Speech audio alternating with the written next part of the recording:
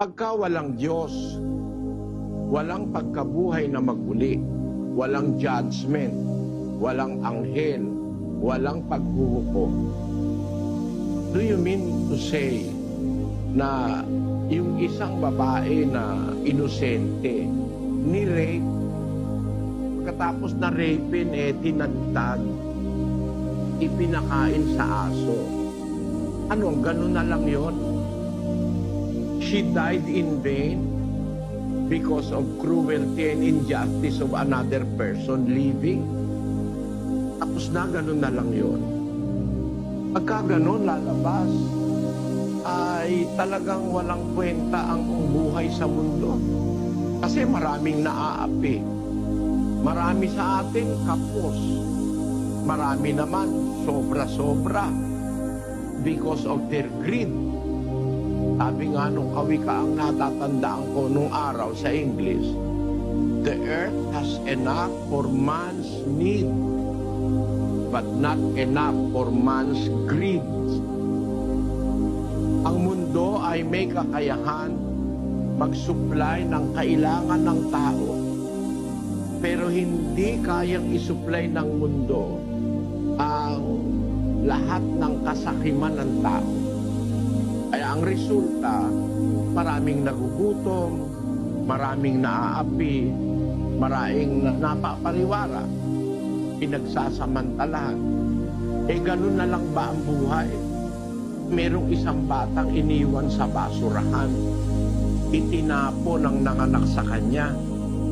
Ganun na lang yon, wala na kayang paghuhukom. Pagka ganun na walang pagkabuhay na maguli, para magkaroon ng paghuhukom, para magsulit ang tao, lalabas walang kwenta lahat ng nangyayari sa buhay. Ang sabi ni Pablo doon sa unang Korinto, Kapitulo 15, at ang bersikulo ay 32. Pakinggan niyo. Kung ako'y nakipagbaka sa Efeso laban sa mga ganit ayon sa kaugalian ng tao, ano ang pakikinabangin ko? Kung ang mga patay ay hindi muling binubuhay, magsikain at magsiinom tayo, yamang bukas tayo'y mga mamatay. Yan. Kung ang patay hindi na binubuhay, kakain ka na lang at iinom, bukas mamamatay ka rin lang Pero sabi ni Pablo, nakipagbaka ang wika ako sa Efeso laban sa mga ganit, ayon sa kaugalian ng tao. Ano ang papakinabangit ko na nakipagbaka ako, nilabanan niya yung mali, nilabanan niya yung mga advocates ng Diyos-Diyusan sa Efeso, nakipaglaban siya dun sa mga asosasyon ng manggagawa ng Diyos-Diyusan sa Efeso.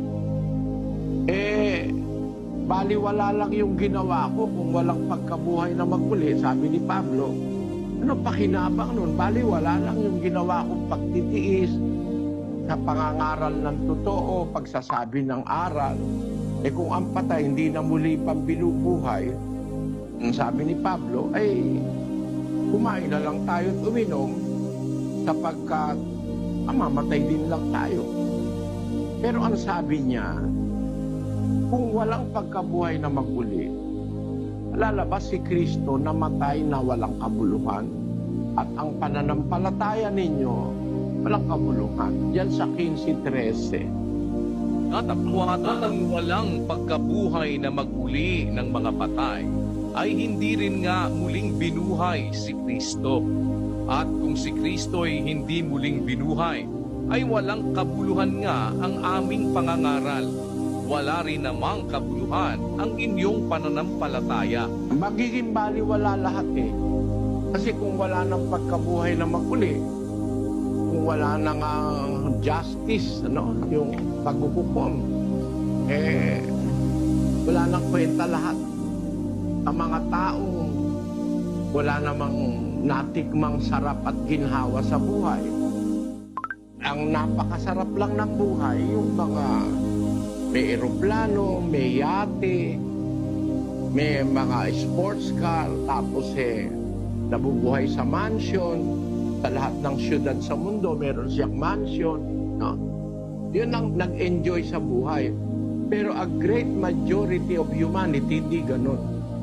Actually, sa buong mundo ngayon, more or less, 15 pamilya lang ang may-ari ng majority ng lahat ng wealth ng mundo. Imagine nyo, sa buong mundo, halos 15 pamilya lang ang may-ari ng halos lahat ng bagay. Ngayon, pagka gano'n ang buhay sa mundo, lalabas, ay parang maraming api, parang awa-awa ang marami. Merong pagkabuhay na maguli. At pagka may pagkabuhay na maguli, ang ibig sabihin, talagang merong buhay na may espiritu ng buhay na nagbibigay ng buhay. At yun ang hindi pinaniniwalaan yun ng mga Saduseo. Hindi sila naniniwala sa anghel, hindi sila naniniwala sa pagkabuhay na maguli, hindi rin sila naniniwala sa espiritu. Pero yung mga Pariseo, naniniwala sila sa pagkabuhay na maguli, naniniwala sila sa espiritu, naniniwala sila sa anghel. Meron talagang anghel, meron talagang espiritu, at meron talagang pagkabuhay na maguli.